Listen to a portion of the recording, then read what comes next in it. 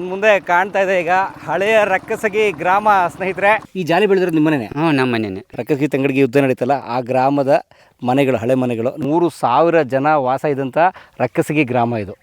ಇದು ಆ ಕಾಲದ ಮಸೀದಿ ಅಂತ ನೋಡಿ. ಯುದ್ಧ ನಡೆದಂಥ ಕೃಷ್ಣಾ ನದಿ ದಂಡೆಗೆ ಬಂದೆ. ಇದೆಲ್ಲ ಬರೀ ಹಾಗೇನ ಹಾಗೆ ಅಂದರೆ ತುಂಬಿಡುವ ಜಾಗ ಇದೆ ಸ್ನೇಹಿತರೆ. ಆ ಮಠ ನಮ್ಮ ರಕ್ಕಸಗಿಲಿರುವಂಥ ತಾಳಿಕೋಟೆ ಯುದ್ಧ ನಡೆದಂತಹ ನೋಡಿ ಜಾಗ ಸ್ನೇಹಿತರೆ. 1565ರಲ್ಲಿ ತಾಳಿಕೋಟೆ ಕದನ ಅಥವಾ ರಕ್ಕಸ ತಂಗಡಿ ಯುದ್ಧ ನಡೆದಂತಹ ಜಾಗದಲ್ಲಿ ನಾನಿದ್ದೇನೆ ಸ್ನೇಹಿತರೆ. ನೀವೀಗ ಅಲ್ಲಿ ನೋಡ್ತಾ ಇರೋಂಥದ್ದು ಸ್ನೇಹಿತರೆ ಕೃಷ್ಣಾ ನದಿ. ನಾನು ನಿಂತಿರುವಂಥದ್ದು ತಂಗಡಗಿ ಗ್ರಾಮದ ಬಳಿ ಇರುವಂತಹ ಕೃಷ್ಣಾ ನದಿ ಬ್ರಿಡ್ಜ್ ಮೇಲೆ. ಅಲ್ಲಿ ದೂರದಲ್ಲಿ ನಿಮಗೆ ಕಾಣ್ತಾ ಇರೋಂಥದ್ದು ಕೂಡಲ ಸಂಗಮ, ನಮ್ಮ ಬಸವಣ್ಣನವರ ಐಕ್ಯ ಸ್ಥಾನ ಕೂಡಲ ಸಂಗಮ ಅಲ್ಲಿ ಕಾಣ್ತಾ ಇದೆ ನಿಮಗೆ. ನದಿಯ ಒಂದು ದಿಕ್ಕಿನಲ್ಲಿ, ನದಿಯ ಇನ್ನೊಂದು ಪಾರ್ಶ್ವದಲ್ಲಿ ನೀವು ಗಮನಿಸ್ಬೋದು. ಇಲ್ಲಿ ತಂಗಡಗಿ ನೀಲಾಂಬಿಕೆಯ ಐಕ್ಯವಾದಂಥ ಸ್ಥಳ ಸ್ನೇಹಿತರೆ. ತಂಗಡಗಿ ನೀಲಮ್ಮನ ಗುಡಿ ಅಂತ ಕರೀತಾರೆ. ಅಂದರೆ ಬಸವಣ್ಣನವರ ಪತ್ನಿ ಸ್ನೇಹಿತರೆ. ಬಸವಣ್ಣವ್ರಿಗೆ 2 ಪತ್ನಿಯರು 12ನೇ ಶತಮಾನದ ಬಸವೇಶ್ವರರಿಗೆ. ಅದರಲ್ಲಿ ಒಬ್ಬರು ಪತ್ನಿ ನೀಲಮ್ಮನವರು ಅಥವಾ ನೀಲಾಂಬಿಕೆ, ಅವರು ಐಕ್ಯವಾಗಿರುವಂಥ ಸ್ಥಳ ಸ್ನೇಹಿತರೆ. 12ನೇ ಶತಮಾನದ ಶರಣರ ಕಗ್ಗೊಲೆಯ ವಿಚಾರ ನಿಮಗೆ ಗೊತ್ತಿದೆ, ಶರಣ ಕ್ರಾಂತಿ ನಿಮಗೆ ಗೊತ್ತಿದೆ. ಆ ಸಂದರ್ಭದ ಅನೇಕ ಘಟನೆಗಳನ್ನು ನೀವು ನೆನೆಸ್ಕೋಬೋದು. ಅದನ್ನು ಹೇಳ್ತಾ ಸ್ನೇಹಿತರೆ ಶರಣರ ಕ್ರಾಂತಿ ಬಗ್ಗೆ ಇನ್ನೊಂದು ವಿಡಿಯೋ ಮಾಡೋಣ. ಈಗ ಬನ್ನಿ ನಾವು ವಿಜಯನಗರ ಸಾಮ್ರಾಜ್ಯ, ಅಂದರೆ ಕನ್ನಡ ಸಾಮ್ರಾಜ್ಯ ಮತ್ತು ಡೆಕ್ಕನ್ ಸುಲ್ತಾನರಿಗೆ ನಡೆದಂತಹ 1565ರ ಯುದ್ಧ, ತಾಳಿಕೋಟೆ ಕದನ ಅಥವಾ ರಕ್ಕಸ ತಂಗಡಿ ಯುದ್ಧ ನಡೆದಂಥ ಜಾಗಗಳನ್ನ ನೋಡೋಣ ಸ್ನೇಹಿತರೆ. ಈ ಜಾಗದಿಂದ ಶುರು ಮಾಡೋಕ್ಕೊಂದು ಬಹಳ ಮುಖ್ಯ ಕಾರಣ ಏನು ಗೊತ್ತಾ ಸ್ನೇಹಿತರೆ? ಕೃಷ್ಣಾ ನದಿ ವಿಜಯನಗರ ಸಾಮ್ರಾಜ್ಯ ಅಂದರೆ ಕನ್ನಡ ಸಾಮ್ರಾಜ್ಯದವರಿಗೂ ಮತ್ತು ಡೆಕ್ಕನ್ ಸುಲ್ತಾನರಿಗೂ ಗಡಿಯಾಗಿತ್ತು, ಬಾರ್ಡರ್ ಆಗಿತ್ತು ಸ್ನೇಹಿತರೆ.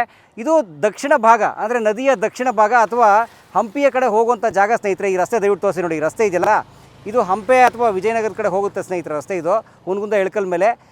ಈ ದಕ್ಷಿಣ ಭಾಗ ವಿಜಯನಗರ ಸಾಮ್ರಾಜ್ಯ ಸ್ನೇಹಿತರೆ. ಆ ಕಡೆಗೆ, ಈ ಕಡೆಗೆ ನಾನು ನಿಂತಿರುವ ಕಡೆ ಇದೆಯಲ್ಲ ಸ್ನೇಹಿತರೆ, ಇದು ಡೆಕ್ಕನ್ ಸುಲ್ತಾನರು ಅಂದರೆ ಇಸ್ಲಾಂ ಧರ್ಮದ ದೊರೆಗಳು ಇದ್ದಂತಹ, ಅವರು ಆಳ್ತಿದ್ದಂತಹ ಜಾಗ ಈ ಕಡೆಗೆ ಸ್ನೇಹಿತರೆ.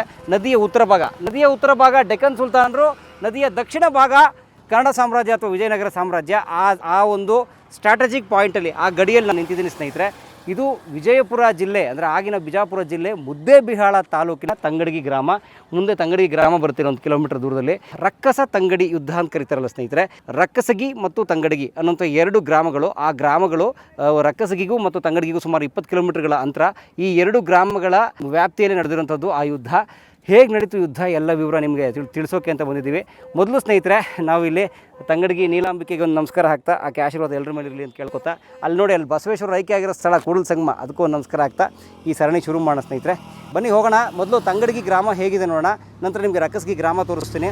ವಿಜಯನಗರ ಸಾಮ್ರಾಜ್ಯದ ಕೊನೆಯ ಯುದ್ಧ ನಡೆದಂತಹ ಜಾಗ, ಆ ಹಳ್ಳಿಗಳನ್ನ ನಿಮ್ಗೆ ತೋರ್ಸೋಕ್ಕೆ ಅಂತ ಬಂದಿದ್ದೀವಿ. ನೋಡ್ಕೊಂಬರೋಣ. ತಂಗಡಗಿ ನೋಡೋಣ ಮೊದಲು, ಬನ್ನಿ. ವೆಲ್ಕಮ್.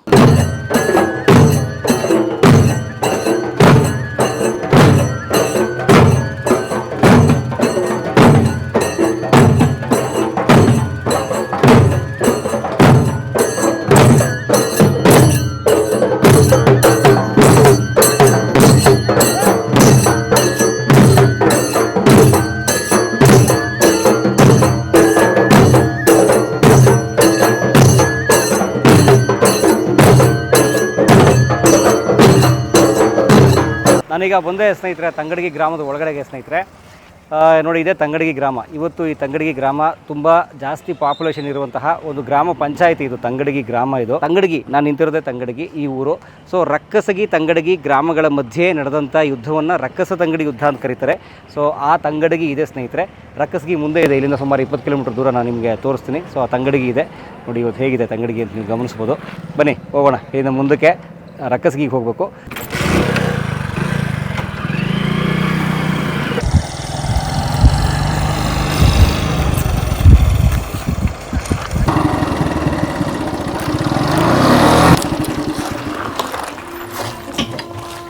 ಈಗ ನಾನು ಬಂದಿರೋಂಥದ್ದು ಸ್ನೇಹಿತರೆ ರಕ್ಕಸಗಿ ಗ್ರಾಮಕ್ಕೆ ಸ್ನೇಹಿತರೆ. ಇದೇ ಸ್ನೇಹಿತರೆ ರಕ್ಕಸಗಿ ಗ್ರಾಮ. ಇಲ್ಲಿ ನೀವು ನೋಡ್ತಾ ಇದ್ದೀನಿ ನೋಡಿ, ರಕ್ಕಸಗಿ ಅದರ ಅಗಸಿ ಬಾಗಿಲು ಅಂತ ಕರೀತಾರೆ. ದ ಎಂಟ್ರೆನ್ಸ್ ಅಂತ ಕರಿಬೋದು ಅಗಸಿ ಅಂತಂದರೆ. ಇದು ಸ್ನೇಹಿತರೆ ಹೊಸ ಊರು. ಅಂದರೆ ಇದು ಕೃಷ್ಣಾ ನದಿ ದಂಡೆಯಲ್ಲೇ ಇರುವಂಥದ್ರಿಂದ ರಕ್ಕಸಗಿ ಕೃಷ್ಣಾ ನದಿಯ ಮುಳುಗಡೆ ಪ್ರದೇಶ ಆಯಿತು. ರಕ್ಕಸಗಿ ಹಳೆ ಊರು, ಅದನ್ನು ಶಿಫ್ಟ್ ಮಾಡಿ, ಅದನ್ನು ಸ್ಥಳಾಂತರ ಮಾಡಿ ಈಗ ಇದನ್ನು ಹೊಸ ಊರು ಮಾಡಿದ್ದಾರೆ ಈಗ ರಕ್ಕಸಗಿ. ನಾವೀಗ ಹೋಗೋಣ ಹಳೆಯ ರಕ್ಕಸಗಿಗೆ ಹೋಗೋಣ ಸ್ನೇಹಿತರೆ. ಹಳೆಯ ರಕ್ಕಸಗಿ ಹೇಗಿತ್ತು, ಎಲ್ಲಿತ್ತು ಅಂತ. ಮುಂದೆ ಹೋಗಿ ಎಡಗಡೆ ತೊಗೊಂಡ್ರೆ ನದಿ ದಂಡೆಯಲ್ಲೇ ಇದೆ ರಕ್ಕಸಗಿ, ಹಳೆಯ ಊರು. ಹಳೆಯ ಕಟ್ಟಡಗಳ ಅವಶೇಷ ಕೂಡ ಇದೆ. ಅಲ್ಲಿ ನಾನು ನಿಮಗೆ ರಕ್ಕಸಗಿ ತೋರಿಸ್ತೀನಿ. ತಂಗಡಗಿಗೂ ರಕ್ಕಸಗಿಗೂ ಸುಮಾರು 17 ಕಿಲೋಮೀಟರ್ಗಳ ಅಂತರ, ಒಂದು 20 ನಿಮಿಷದ ಹಾದಿ. ಎರಡೂ ಒಂದೇ ರಸ್ತೆಯಲ್ಲಿ ಬರುತ್ತೆ. ಎರಡೂ ಕೂಡ ಕೃಷ್ಣಾ ನದಿ ಅಂಚಲ್ಲೇ ದಂಡೆಯಲ್ಲೇ ಇರುವಂಥ ಊರುಗಳು. ಕೃಷ್ಣಾ ನದಿ ಹರಿತಾ ಬರುತ್ತೆ. ಒಂದು ಬದಿಯಲ್ಲಿ ತಂಗಡಿಗೆ ಇದೆ, ಇನ್ನೊಂದು ಬದಿಯಲ್ಲಿ ರಕ್ಕಸಿಗೆ ಇದೆ. ಸೊ ಆ ಊರಿದು ಸ್ನೇಹಿತರೆ. ಹೋಗೋಣ ಹಳೆಯ ರಕ್ಕಸಿಗೆಗೆ ಬನ್ನಿ. ಅಮ್ಮ, ರಕ್ಕಸಿಗೆ ಹಳೆ ಊರಿಗೆ ಹೋಗುತ್ತೇನೆ ರೀ ಇದು? ಅದೇ ಹೊಸ ಊರು, ಹಳೆ ಊರು ಈ ರಸ್ತೆ ಹೋಗ್ತದೆ ರೀ? ಥ್ಯಾಂಕ್ಸ್ ಅಮ್ಮ. ಇದು ಉತ್ತರ ಕರ್ನಾಟಕದ ಹಳ್ಳಿಗಳು ಹೀಗಿರೋಲ್ಲ ಸ್ನೇಹಿತರೆ. ಅವು ಒಂಥರ ಹಳ್ಳಿಯ ಸಂಕೀರ್ಣತೆ ಇರುತ್ತೆ, ಒಂದು ಕಾಂಪ್ಲೆಕ್ಸಿಟಿ ಇರುತ್ತೆ. ಮನೆಗಳು ಹತ್ತತ್ರ ಇರ್ತವೆ, ಒತ್ತಿರ್ತವೆ. ಆದರೆ ಇದು ಸ್ಥಳಾಂತರಗೊಂಡಿರೋ ಊರಾದ್ರಿಂದ ಇದು ನೀಟಾಗಿ ರಸ್ತೆಗಳು ಒಂಥರ ಲೇಔಟ್ ಥರ ಕಾಣುತ್ತೆ ನಿಮಗೆ. ಆದರೆ ಉತ್ತರ ಕರ್ನಾಟಕದ ಹಳ್ಳಿಗಳು ಈ ಥರ ಇರೋದಿಲ್ಲ. ಬನ್ನಿ ಆ ಹಳೆ ಹಳ್ಳಿಯನ್ನು ನಾವು ನೋಡೋಣ.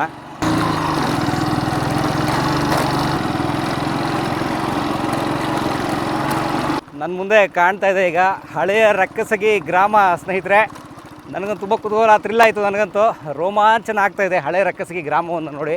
ಇಲ್ಲೊಂದು ಗುಡಿನೇ ಕಾಣಿಸ್ತದೆ ನನಗೆ. ಇಲ್ಲೊಂದು ಗುಡಿ ಇದೆ ನೋಡಿ, ಇಲ್ಲೊಂದು ಪುಟ್ಟದೊಂದು ಗುಡಿ. ಯಾರಾದರೂ ಸಿಗ್ಬೋದು ನಮ್ಗೆ ಮಾತಾಡ್ಸೋಣ ಬನ್ನಿ. ಇದು ಹಳೆ ಊರು, ಅದು ಹೊಸ ಊರು.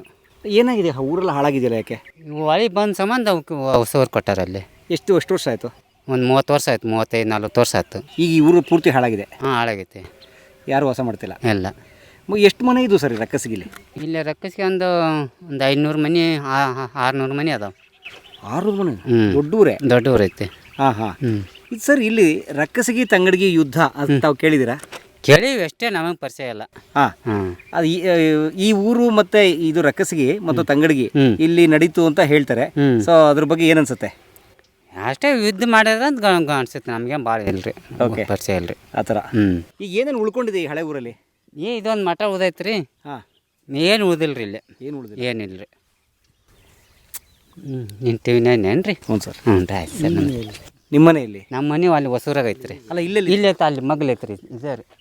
ಯಾವುದು? ಇಲ್ಲಿ ಮಗ್ಲು ಐತೆ ಇಲ್ಲೇ ರೀ. ನಾವು ಪರಿಚಯ ಐತೆ, ನಾವು ಇಷ್ಟು ಇದ್ದು ರೀ ನಮ್ಮ ಸಣ್ಣ. ಹ್ಞೂ, ಇಷ್ಟು ಇದ್ದು ರೀ. ಈ ಜಾಲಿ ಬೆಳೆದ್ರೆ ನಿಮ್ಮ ಮನೆಯೇ? ಹ್ಞೂ, ನಮ್ಮ ಮನೆಯೇ ನೋಡಿ ಸ್ನೇಹಿತರೆ. ಕೊಟ್ರಪ್ಪನವ್ರ ಮನೆ ಯಾವ್ದು ಗೊತ್ತಾ?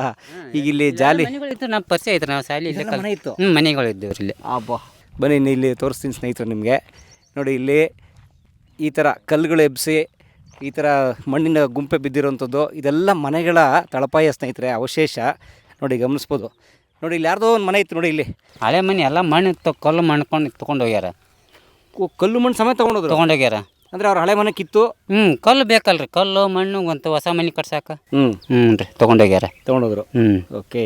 ಸೊ ಅದಕ್ಕೆ ಇದೆಲ್ಲ ಪಾಳು ಬಿದ್ದಿದೆ ಇವತ್ತು. ಹ್ಞೂ ರೀ. ಇದೆಲ್ಲ ಈ ಊರಿನ ಮನೆಗಳು ಸ್ನೇಹಿತರೆ. ಹಳೆಯ ರಕ್ಕಸಿಗಿ ಗ್ರಾಮದ ರಕ್ಕಸಿಗಿ ತಂಗಡಿಗೆ ಯುದ್ಧ ನಡೀತಲ್ಲ ಆ ಗ್ರಾಮದ ಮನೆಗಳು, ಹಳೆ ಮನೆಗಳು. ನೋಡಿ ಇವತ್ತು ಏನಾಗಿದೆ. ಬನ್ನಿ ನಿಮಗೆ ಕೃಷ್ಣಾ ನದಿ ಅಂಚು ಅಥವಾ ಅದ್ರ ದಡ ನೋಡೋಣ ಅಂತ ನಾವು ಹೋಗೀಗ. 600 ಮನೆಗಳು ಅಂದರೆ ಒಂದು ಮನೆಗೆ ಬರೀ 5-5 ಜನ 6-6 ಜನ ಇಟ್ಕೊಂಡ್ರು 5-6 ಸುಮಾರು ಒಂದು 3000 ಜನ ವಾಸ ಇದ್ದಂಥ ರಕ್ಕಸಿಗಿ ಗ್ರಾಮ ಇದು. ಸರ್, ಯಾವುದೋ ಗುಡಿ ಇದೆ ಅಲ್ಲಿ, ಗುಡಿ ಇದೆ. ಮನೆಗಳಿತ್ತು ಅನ್ನೋಕ್ಕೆ ನೋಡಿ, ಆ ಮನೆಗಳ ಕಲ್ಲುಗಳು ಈಗಲೂ ಹಾಗೆ ಇದ್ದಾವೆ ನೋಡಿ. ಇಲ್ಲಿ ದಯವಿಟ್ಟು ತೋರಿಸಿದೆಲ್ಲ ನೋಡಿ, ಕಲ್ಲುಗಳು ನೋಡಿ, ಆ ಮನೆಯ ಕಲ್ಲುಗಳು. ದೊಡ್ಡ ದೊಡ್ಡ ಕಲ್ಲುಗಳನ್ನು ಇಡೀ ಮನೆನ ಬೀಳಿಸಿ ದೊಡ್ಡ ದೊಡ್ಡ ಕಲ್ಲುಗಳನ್ನು ಸಾಗಿಸಿ ಹೊಸ ಊರಲ್ಲಿ ಮನೆ ಕಟ್ಕೊಂಡಿದ್ದಾರೆ. ಆದರೆ ಹಳೆಯದು ಸಣ್ಣ ಸಣ್ಣ ಕಲ್ಲು ಉಳಿಯುತ್ತಲ್ಲ, ಅದನ್ನ ಹಾಗೆ ಬಿಟ್ಟು ಕಾರಣಕ್ಕೆ ನೋಡಿ ಈ ಥರದ್ದೆಲ್ಲ ಇದೆಲ್ಲ ಸಣ್ಣ ಕಲ್ಲಿನ ಒಂದು ದೊಡ್ಡ ಗುಡ್ಡವೇ ಆಗಿಬಿಟ್ಟಿದೆ ಇಲ್ಲಿ.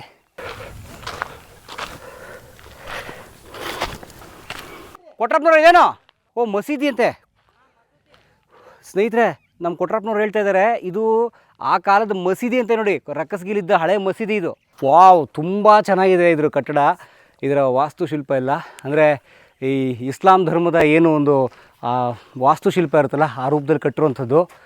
ಎಷ್ಟು ಎತ್ತರದಲ್ಲಿದೆ ನೋಡಿ ಸ್ನೇಹಿತರೆ ಇದು. ಆ ಕಾಲದಲ್ಲೇ ಇದು ಈ ವಾಸ್ತುಶಿಲ್ಪದ ಈ ಕಟ್ಟಡ ಇದನ್ನೆಲ್ಲ ಗಮನಿಸ್ತಾ ಇದ್ದರೆ ನಮಗೆ 100% ಗೋಲ್ ಗುಮ್ಮಟ ಏನಿದೆಯಲ್ಲ ಅದರ ಒಂದು ಮಿನಿ ವರ್ಷನ್ ಥರ ನನಗಿದು ಕಾಣ್ತಾ ಇದೆ. ಯಾಕಂದರೆ ಅದರದ್ದು ಕೂಡ ಈ ಥರದ ಕಮಾನುಗಳು ಆ ಕಟ್ಟಡದ ಶೈಲಿಯೆಲ್ಲ ಇದೇ ಥರ ಇರುತ್ತೆ. ಮಸೀದಿ, ಇಲ್ಲಿ ಮಸೀದಿ ಜೊತೆಗೆ ಮಸೀದಿ ಎದುರುಗಡೆ ಕೆಲವರು ಇಸ್ಲಾಂ ಧರ್ಮದವರ ಸಮಾಧಿಗಳು ಕೂಡ ಇದ್ದಾವೆ. ನೀವು ಗಮನಿಸಿರ್ಬೋದು, ತುಂಬ ಜನ ಇಸ್ಲಾಂ ಗಣ್ಯರ ಸಮಾಧಿಗಳನ್ನು ನಾವು ಅನೇಕ ಸಮಾಧಿಗಳನ್ನು, ಅದು ಟಿಪ್ಪು ಸುಲ್ತಾನ್ ಸಮಾಧಿ ಸೇರಿಸಿ ಅನೇಕ ಸಮಾಧಿಗಳನ್ನು, ಗೋಲ್ ಗುಮ್ಮಟದ ಆದಿಲ್ ಶಾಹಿಗಳ ಸಮಾಧಿಯೆಲ್ಲ ನಾವು ಕಲಾಮಾಧ್ಯಮದಲ್ಲಿ ವಿಡಿಯೋ ಮಾಡಿ ಹಾಕಿದ್ದೀವಿ ನೋಡಿ. ಅಲ್ಲಿ ಅವ್ರ ಸಮಾಧಿಗಳು ಕೂಡ ಅದೇ ರೂಪದಲ್ಲಿರ್ತವೆ, ಆ ಸಮಾಧಿಗಳಿದ್ದಾವೆ. ಇದೆಲ್ಲ ಅವರ ಸಂತರೋ ಸೂಫಿಗಳೋ ಯಾರೋ ಇಲ್ಲಿ ಧರ್ಮಗುರುಗಳು ಇರ್ತಾರಲ್ಲ ಅವ್ರ ಸಮಾಧಿಗಳಿರಬಹುದು. ಜೊತೆಗೆ ನೋಡಿ ಒಳಗಡೆ ಮಸೀದಿ ಎಷ್ಟು ಚೆನ್ನಾಗಿದೆ. ಇದು ಪೂರ್ತಿ ಪರ್ಷಿಯನ್ ಭಾಷೆಯಲ್ಲಿ ಒಂದು ಬರಹ ಇದೆ, ಯಾರನ್ನ ಗಣ್ಯರೋದನ್ನು ಅದರಲ್ಲಿ ಏನಿದೆ ಅಂತ ಓದೋಕ್ಕೆ.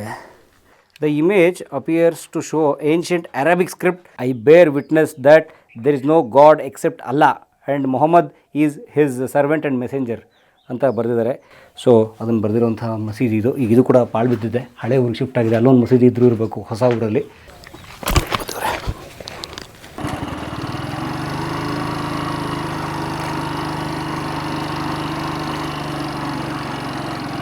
ಬನ್ನಿ, ಈಗ ನಾನು ಕೃಷ್ಣಾ ನದಿ ದಂಡೆಗೆ ಬಂದೆ. ಯುದ್ಧ ನಡೆದಂಥ ಕೃಷ್ಣಾ ನದಿ ದಂಡೆಗೆ ಬಂದೆ ಸ್ನೇಹಿತರೆ. ನೋಡಿ, ಇದೇ ಕೃಷ್ಣಾ ನದಿ ಸ್ನೇಹಿತರೆ. ಯಾವ ಕೃಷ್ಣಾ ನದಿ ಬಯಲಿನಲ್ಲಿ ರಕ್ಕಸಗಿ ತಂಗಡಿಗೆ ಯುದ್ಧ ನಡೀತಲ್ಲ, ಅದೇ ಕೃಷ್ಣಾ ನದಿ ಬಯಲು ಇದೆ.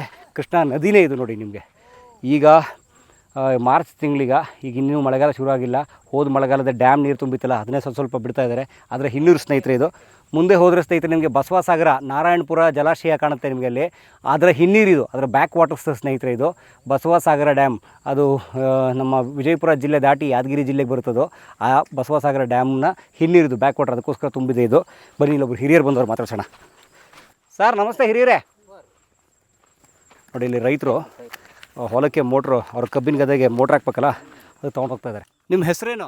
ನಮ್ಮ ಹೆಸರು ಶಾಣಪ್ರಿ. ಎಷ್ಟು ವಯಸ್ಸು? 66 67 ಐತಿ. ಹಾಂ, ಪರವಾಗಿಲ್ಲ. ಈ ಊರು ಹಳೆ ಊರೇನ್ರಿ? ಇದಾಳೆ ಅವ್ರಿ.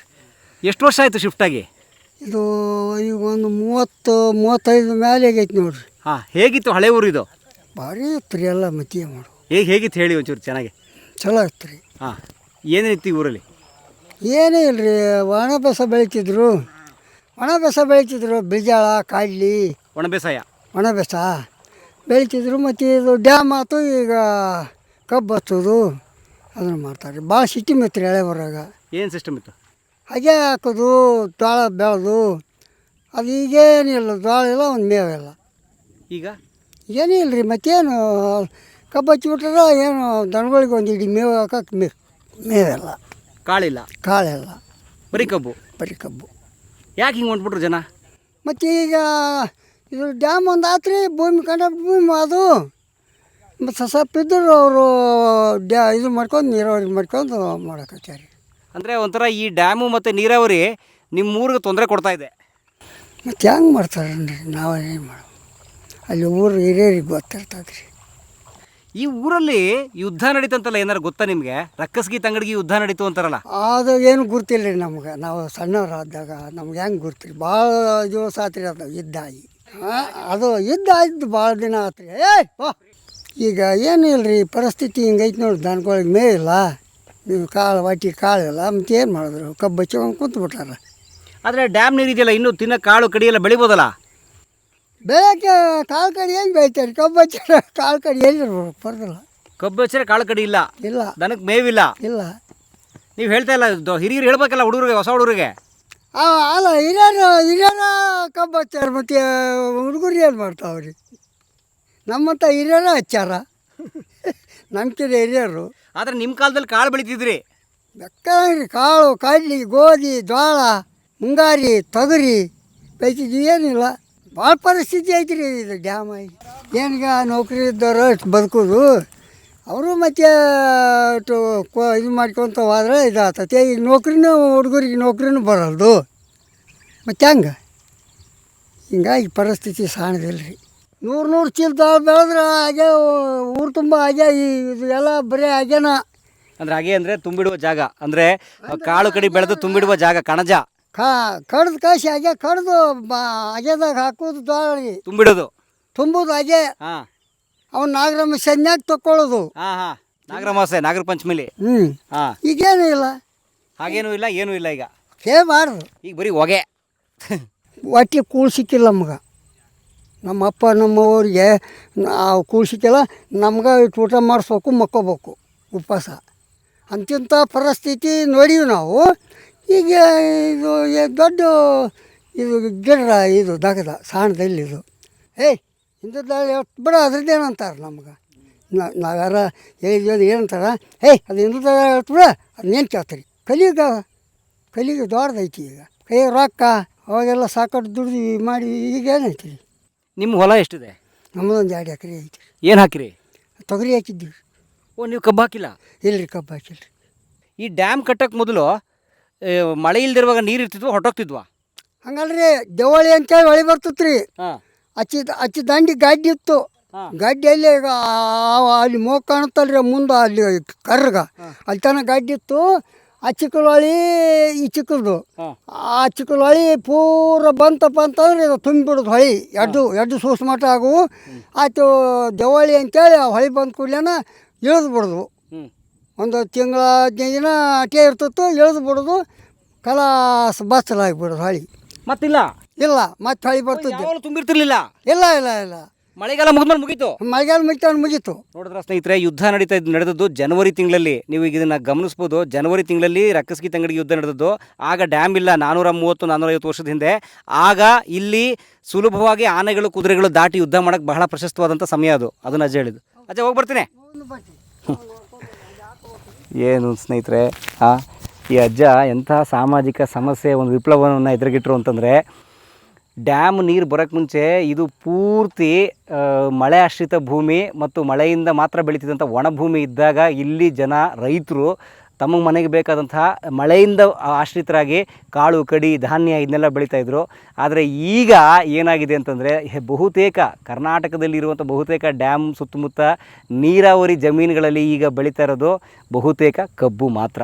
ಕಾಳು ಎಲ್ಲಿ ಬೆಳಿತಿದ್ದೀರಿ, ಜೋಳ ಎಲ್ಲಿ ಬೆಳಿತಿದ್ದೀರಿ, ಸಜ್ಜೆ ಎಲ್ಲಿ ಬೆಳಿತಿದ್ದೀರಿ, ನವಣೆ ಎಲ್ಲಿ ಬೆಳಿತಿದ್ದೀರಿ, ತೊಗರಿ ಎಲ್ಲಿ ಬೆಳಿತಿದ್ದೀರಿ? ಆ ಭೂಮಿಗಳು ಇವತ್ತು ನೀರಾವರಿ ಭೂಮಿಗಳು, ಕಬ್ಬು ಮಾತ್ರ ಬೆಳಿತಿದ್ದಾರೆ. ಅದಕ್ಕೆ ಕಾರಣ ಕೇಳಿದ್ರೆ ಲೇಬರ್ ಸಿಗಲ್ಲ ಬೇರೆ ಕೃಷಿ ಮಾಡೋಕ್ಕೆ. ಹಾಗಾಗಿ ಇದು ಹಚ್ಬಿಟ್ರೆ 3 ವರ್ಷ ಸುಮ್ಮನೆ ಇರ್ಬೋದು ಅಂತ ಹಚ್ಬಿಡ್ತೀವಿ, ಫ್ಯಾಕ್ಟ್ರಿಗೆ ಹೊಡೆದ್ಬಿಟ್ರೆ ದುಡ್ಡು ಬಂದುಬಿಡುತ್ತೆ ಅಂತ. ಆದರೆ ನಿಜಕ್ಕೂ ದೇಶಕ್ಕೆ ಅನ್ನ ಹಾಕ್ಬೇಕಾಗಿರೋ ರೈತ ಬೆಳಿತಿರೋದು ಏನನ್ನು, ಇದು ನಾವೆಲ್ಲರೂ ಯೋಚನೆ ಮಾಡಬೇಕು. ಅದನ್ನೇ ಅಜ್ಜ ಹೇಳಿದ್ದು. ಎನಿವೆ, ಅದು ನಮ್ಮದು ಔಟ್ ಆಫ್ ಟಾಪಿಕ್ಕು, ಈ ವಿಷಯಕ್ಕೆ ಸಂಬಂಧಪಟ್ಟಿದ್ದಲ್ಲ. ಅದು ಮುಂದೆ ಯಾವ್ದಾದ್ರು ಕೃಷಿ ತಜ್ಞರನ್ನ ಮಾತಾಡ್ಸೋಣ. ಈಗ ನಾವು ನಮ್ಮ ರಕ್ಕಸ ತಂಗಡಿ ಯುದ್ಧದ ಕತೆ ಮುಂದುವರಿಸ್ತಾ ಮುಂದೆ ಹೋಗೋಣ. ಇದು ನೀವು ನೋಡಿದ ಹಳೆಯ ರಕ್ಕಸ ತಂಗಡಿ ಹೇಗಾಗಿದೆ ಅಲ್ಲ, ಯುದ್ಧ ನಡೆದ ಜಾಗ. ಅದೇ ಅಜ್ಜ ಹೇಳ್ತಾ ಇದ್ದಿದ್ದು ಸ್ನೇಹಿತರೆ. ಯುದ್ಧ, ರಕ್ಕಸ ತಂಗಡಿ ಯುದ್ಧ ಅಥವಾ ತಾಳಿಕೋಟೆ ಕದನ ಕನ್ನಡ ಸಾಮ್ರಾಜ್ಯ ವಿಜಯನಗರದವರೆಗೂ ಮತ್ತು ಡೆಕ್ಕನ್ ಸುಲ್ತಾನರಿಗೂ ನಡೆದಂಥ ಯುದ್ಧ ನಡೆದದ್ದು 1565ರಲ್ಲಿ ಜನವರಿ 23 ಅಥವಾ ಜನವರಿ 26 ಇರಬಹುದು ಅಂತ. ಎಲ್ಲಿ? ಇದೇ ನದಿ ದಡದಲ್ಲಿ ಬಹುತೇಕ ಈ ಊರು ಮತ್ತು ಇದರ ಪಕ್ಕ ಇರುವಂಥ, ಇಲ್ಲಿಂದ ಒಂದು 17 ಕಿಲೋಮೀಟರ್ ದೂರದಲ್ಲಿರುವಂಥ ತಂಗಡಗಿ ಗ್ರಾಮದಲ್ಲಿ, ಅಂದರೆ ಈ 2 ಗ್ರಾಮಗಳ ಮಧ್ಯೆ ನಡೆದಂಥ ಒಂದು ಯುದ್ಧ. ಆಗ ಈ ನದಿಯೇ ಸ್ನೇಹಿತರೆ, ಈ ನದಿ ಇದೆಯಲ್ಲ, ಈ ನದಿ ಎಷ್ಟು ಕಥೆಗಳಿಗೆ ಸಾಕ್ಷಿ, ಎಷ್ಟು ರಕ್ತ ಹರಿದಂಥ ಸೈನಿಕರ ನೋವಿನ ಕಥೆಗಳಿಗೆ ಸಾಕ್ಷಿ ಈ ನದಿ ಅಂತಂದರೆ ಕೃಷ್ಣಾ ನದಿ ಸ್ನೇಹಿತರೆ. ಬಹಳ ನೋವಾಗುತ್ತೆ ನನಗೆ. ಸರಿಸುಮಾರು 1 ಲಕ್ಷಕ್ಕೂ ಹೆಚ್ಚು ಜನ ಸೈನಿಕರು, ಅದು 2 ಕಡೆ ಸೈನಿಕರು ರಕ್ತದ ಓಕುಳಿಯಲ್ಲಿ ಮಿಂದು ಸತ್ತರವರು. ಆ ರಕ್ತವನ್ನು ಹೊತ್ತು ಮುಂದೆ ನಡೆದಂಥ ಕೃಷ್ಣೆ, ಇದೇ ಕೃಷ್ಣೆ ಸ್ನೇಹಿತರೆ. ಈ ನದಿ ದಡದಲ್ಲೇ ನಡೆದಂಥದ್ದು ರಕ್ಕಸ ತಂಗಡಿ ಯುದ್ಧ. ಅದೇ ರಕ್ಕಸಗಿ ಗ್ರಾಮದಲ್ಲಿ ನಾನಿರುವಂಥದ್ದು ಸ್ನೇಹಿತರೆ. ಆಗ ಡ್ಯಾಮ್ ಇರಲಿಲ್ಲ, ಈ ನಾರಾಯಣಪುರ ಡ್ಯಾಮು ಇಲ್ಲ, ಅಲ್ಲಿರುವಂಥ ಲಾಲ್ ಬಹದ್ದೂರ್ ಶಾಸ್ತ್ರಿ ಅಣೆಕಟ್ಟು ಅಥವಾ ಆಲಮಟ್ಟಿ ಅಣೆಕಟ್ಟು ಕೂಡ ಇಲ್ಲ. ಕೃಷ್ಣಾ ನದಿಗೆ ಬರೋದು, ನದಿ ತನ್ನ ಹರಿದು ಹೊರಟೋಗ್ಬಿಡೋದು ಕೃಷ್ಣೆ. ಆಗ ನದಿ ಈಗ ಏನು ಈ ಜೂನ್ ಜುಲೈ ಆಗಸ್ಟಲ್ಲಿ ಮಳೆ ಬರುತ್ತಲ್ಲ, ಅದು ಬಂದು ಹಿಂಗಾರು ಒಂದು ಸ್ವಲ್ಪ ಬಂದು ಮಳೆ ಹೊರಟೋಗ್ಬಿಡೋದು. ಜನವರಿಯಲ್ಲಿ ಮಳೆ ಇಲ್ಲ, ಇಮ್ಯಾಜಿನ್ ಮಾಡಿ, ಜನವರಿ ಚಳಿಗಾಲ. ಆಗ ಜನವರಿ ತಿಂಗಳಲ್ಲಿ ನಡೆದಂಥ ಯುದ್ಧ. ಆಗ ಹೊಳೆ ಆರಾಮ ಮನುಷ್ಯ ದಾಟೋಷ್ಟಿರ್ತಿತ್ತು. ಯಾಕಂದರೆ ಅಜ್ಜ ಹೇಳಿದ್ರಲ್ಲ ಈಗ, ಆರಾಮ ಇರ್ತಿತ್ತಪ್ಪ ಈ ಡ್ಯಾಮ್ ಕಟ್ಟಕ್ಕೆ. ಅಂದರೆ ಅಜ್ಜ ಡ್ಯಾಮ್ ಕಟ್ಟಕ್ಕೆ ಮುಂಚೆಯಿಂದ ಇಲ್ಲೇ ಇದ್ದಾರಲ್ಲ, ಅವ್ರು ನೋಡಿದ್ದಾರೆ ಡ್ಯಾಮ್ ಕಟ್ಟಕ್ಕೆ ಮುಂಚೆ ಹೇಗಿತ್ತು ಅಂತ. ಇಲ್ಲಿ ನಡುಗಡ್ಡೆ ಇತ್ತಂತೆ, ನಡುಗಡ್ಡೆ ಒಂದು ದ್ವೀಪ, ಅದನ್ನ ದಾಟಿ ಜನ ಆರಾಮ ಓಡಾಡ್ತಿದ್ರು ಅಂತ. ಸೊ ಆ ಥರ ಈ ನದಿ ಆ ಕಡೆಗೆ ಯಾರು, ವಿಜಯನಗರ ಸಾಮ್ರಾಜ್ಯ, ಕನ್ನಡ ಸಾಮ್ರಾಜ್ಯ. ನದಿ ಈ ಕಡೆಗೆ, ನಾನು ನಿಂತಿರೋ ಜಾಗದಲ್ಲಿ ಡೆಕ್ಕನ್ ಸುಲ್ತಾನರು. ಇವ್ರ ಮಧ್ಯೆ ನಡೆದಂಥ ಘನಘೋರ ಹೋರಾಟ ಹೇಗಾಯಿತು ನೋಡೋಣ. ಮತ್ತು ಆ ಘನಘೋರ ಹೋರಾಟದಲ್ಲಿ ಮಡಿದಂತಹ ಅಳಿಯ ರಾಮರಾಯ ಒಂಥರ ಭಾರತೀಯ ಇತಿಹಾಸದ ಪುಟಗಳಲ್ಲಿ ದುರಂತ ನಾಯಕ, ಒಬ್ಬ ಟ್ರ್ಯಾಜಿಕ್ ಹೀರೋ. ಯಾಕೆ ಟ್ರ್ಯಾಜಿಕ್ ಹೀರೋ ನಾನು ಕತೆ ಹೇಳ್ತೀನಿ ನಿಮಗೆ. ಜೊತೆಗೆ ಆತನ ಸಮಾಧಿ ಇಲ್ಲೇ ತುಂಬ ಹತ್ತಿರದಲ್ಲಿ ಕೋಳೂರು ಅಂತ ಒಂದು ಗ್ರಾಮದಲ್ಲಿದೆ ಸ್ನೇಹಿತರೆ. ಕೋಳೂರಿಗೆ ನಾವು ಹೋಗ್ತೀವಿ, ಯಾಕಂದರೆ ಆತ ಸತ್ತ ಮೇಲೆ ಆತನ ಸಮಾಧಿ ಮಾಡೋದು ಇಲ್ಲೇ ಸ್ನೇಹಿತರೆ. ಹೋಗೋಣ, ಆ ದುರಂತ ನಾಯಕನ ಸಮಾಧಿ ನೋಡೋಣಂತೆ.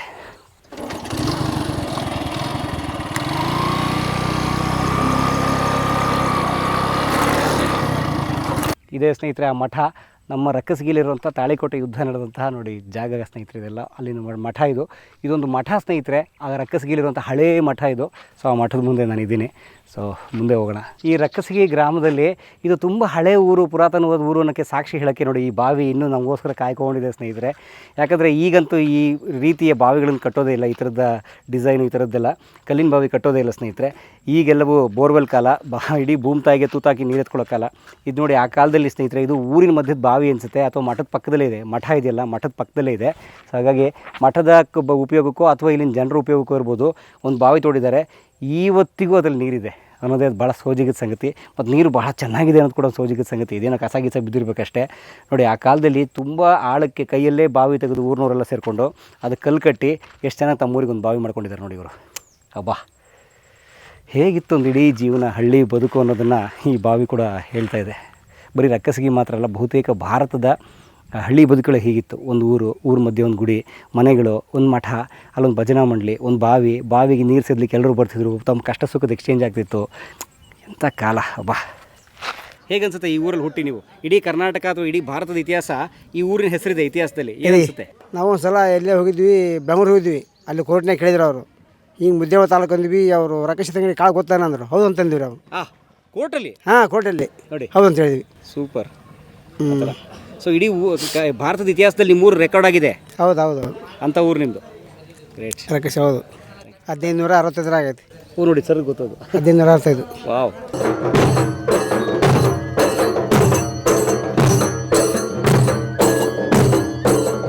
ಕಲಾ ಮಾಧ್ಯಮದ ಎಲ್ಲ ಎಪಿಸೋಡುಗಳು ನಿಮಗೆ ಸಿಗಬೇಕು ಅಂತಂದ್ರೆ ಕಲಾ ಮಾಧ್ಯಮ ಯೂಟ್ಯೂಬ್ ಚಾನೆಲ್ನ ಸಬ್ಸ್ಕ್ರೈಬ್ ಮಾಡಿ, ಬೆಲ್ ಐಕಾನ್ನ ಕ್ಲಿಕ್ ಮಾಡಿ. ತಪ್ಪದೇ ಮಾಡಿ. ವಿಡಿಯೋ ನೋಡಿದ್ದಕ್ಕೆ ನಿಮಗೆ ತುಂಬ ಧನ್ಯವಾದಗಳು.